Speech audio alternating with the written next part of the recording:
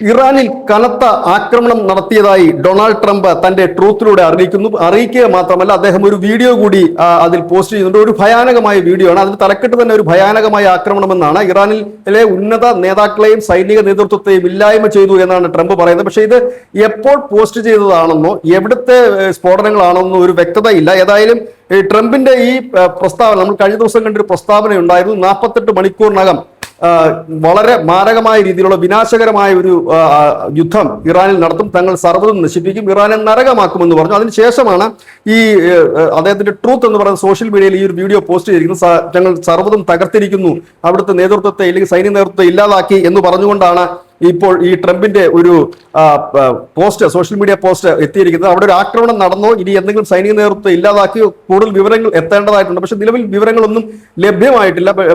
ഇതിനകത്തും ഒരു ക്ലാരിറ്റി ഇല്ല. ഇത് എപ്പോൾ പോസ്റ്റ് ചെയ്താണെന്നോ ഇല്ലെങ്കിൽ എപ്പോഴാണ് ഇതിന്റെ സമയമെന്നോ ഒന്നും തന്നെ പറയുന്നത്. സാധാരണഗതിയിൽ ഈ സ്ഫോടനങ്ങളും മറ്റും നടക്കുമ്പോൾ അതിന്റെ സമയവും സ്ഥലവും ഒക്കെ രേഖപ്പെടുത്തിയിട്ടാണ് ഇത്തരം വീഡിയോകൾ ഈ ട്രൂത്തിലടക്കം വരാറുള്ളത്. പക്ഷേ ഇത്തരത്തിൽ അങ്ങനെയൊന്നും കാണുന്നില്ല. ഏതായാലും 48 മണിക്കൂറിനകം ഇറാനെ നരകമാക്കുമെന്ന് ട്രംപ് പറഞ്ഞതിനെ സാധൂകരിക്കുന്നതിന് വേണ്ടിയിട്ട് ഉള്ള ഒരു വലിയ നീക്കത്തിന്റെ ഭാഗമായിരിക്കും, അല്ലെങ്കിൽ അവർക്ക് കൊടുക്കുന്ന ഒരു മുന്നറിയിപ്പിന്റെ ഭാഗമായിരിക്കാം ഒരുപക്ഷേ ഈ video. News desk news India Malayalam.